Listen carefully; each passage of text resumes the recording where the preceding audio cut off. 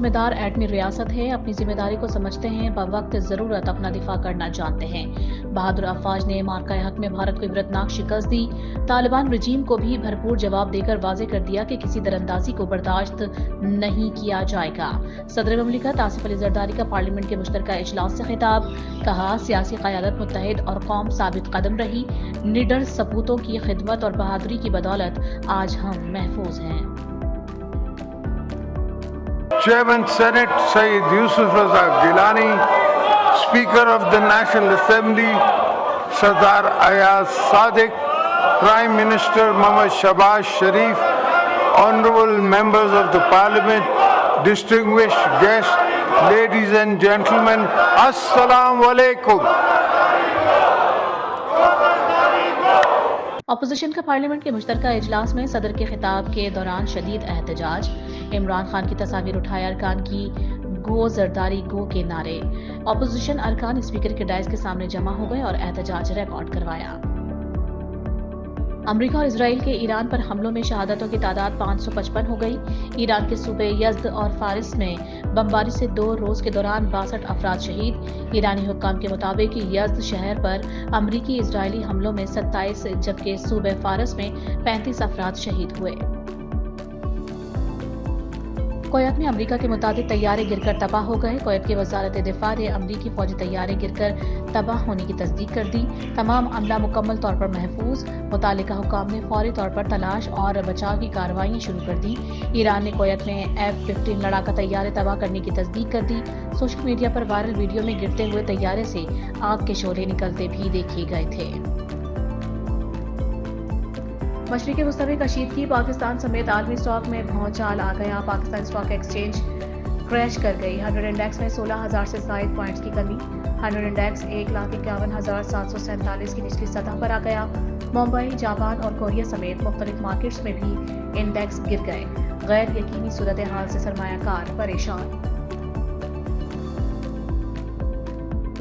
سونے اور چاندی کی قیمتوں میں مسلسل اضافہ۔ سونا 13,300 روپے مہنگا ہو کر 5,63,862 روپے تولہ ہو گیا۔ چاندی 188 روپے اضافے سے فی تولہ 10,050 روپے کی ہو گئی۔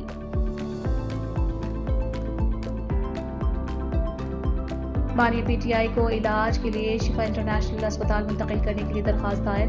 4-5 ماہ سے ملنے پر پابندی کے باعث فیملی دوستوں سے ملاقات نہیں ہو سکی۔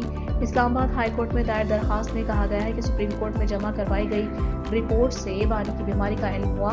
عدالت نے معاملہ زیر التوا رکھا اور ہائی کورٹ سے رجوع کا کہا، اسپتال منتقل کرنے کا حکم دیا جائے۔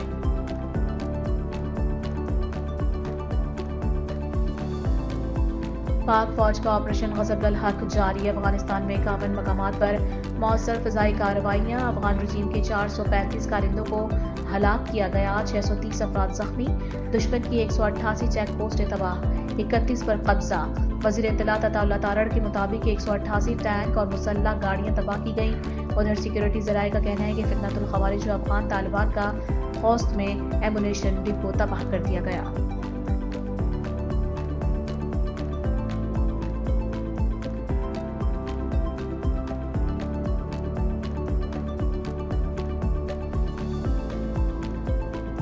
ایران پر اسرائیل اور امریکہ کے حملے کے اثرات، پاکستان اسٹاک ایکسچینج میں تاریخی مندی، مارکیٹ کریش کر گئی۔ 16,000 سے زائد پوائنٹس کی کمی کے بعد 100 انڈیکس 1,51,747 کی نچلی سطح پر آ گیا۔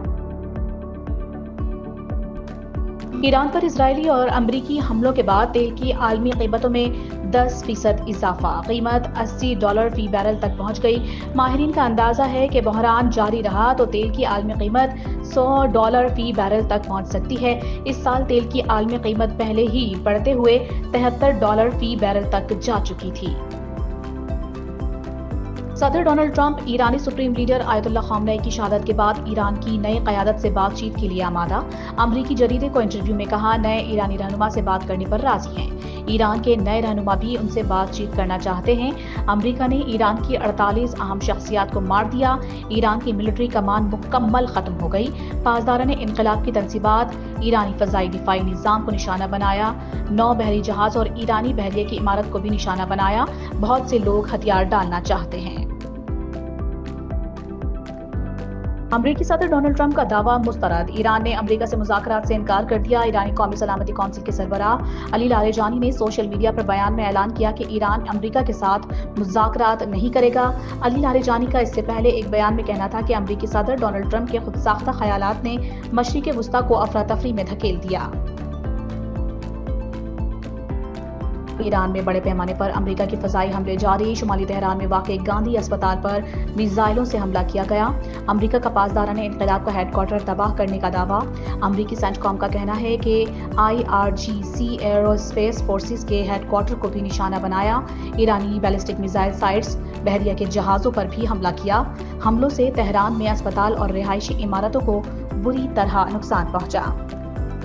پاکستانی سائبر فورس کا بھارت پر جوابی حملہ، انڈین چینل پر پاکستان ہمیشہ زندہ باد کے نعرے چلنے لگے۔ سائبر فورس نے کامیابی سے بھارتی چینل ABP نیوز کو ہیک کر لیا۔ فیلڈ مارشل سید عاصم منیر کے خطاب کے اقتباسات بھی نشر۔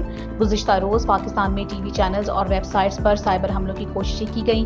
کچھ سائٹس عارضی طور پر ہیک ہوئیں، چند مقامات پر نشریات میں عارضی تعطل رپورٹ۔ پاک فوج کا آپریشن غزب الحق جاری، افغانستان میں 46 مقامات پر مؤثر فضائی کارروائیاں کی گئیں۔ دشمن کی 182 چیک پوسٹیں تباہ کر دی گئیں، 31 پوسٹوں پر پاکستان کا قبضہ۔ وزیر اطلاعات عطا اللہ تارڑ کے جاری کردہ اعداد و شمار کے مطابق 185 ٹینک اور مسلح گاڑیاں تباہ ہوئی ہیں۔ افغان رجیم کے 415 کارندوں کو ہلاک کیا گیا۔ کارروائی میں 580 افراد زخمی ہوئے۔ اور ICC T20 ورلڈ کپ سے باہر ہونے پر کھلاڑیوں کی سرزنش، ذرائع کے مطابق بری پرفارمنس پر کھلاڑیوں پر 50 لاکھ کے جرمانے عائد کیے جائیں گے۔ کھلاڑیوں پر واضح کر دیا ہے کہ اب پرفارمنس پر مالی مراعات ملیں گی۔